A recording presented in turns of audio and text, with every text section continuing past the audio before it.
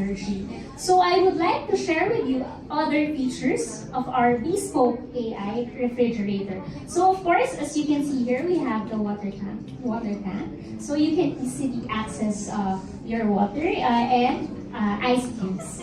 So it also has an auto sensor door. Yeah, do you have a fridge there? So I was trying to open it a while ago and I said, oh, just do So when this. your hands are full and you're carrying a lot of things, like when you're from the grocery and you want to put something inside the ref, so you can easily tap this one and There it you will go. immediately open. So it's very convenient and you can immediately put your groceries inside, the fresh meat and vegetables.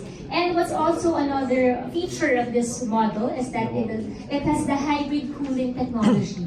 So it makes sure that the temperature is controlled evenly and the vegetables and fruits will remain fresh. So you will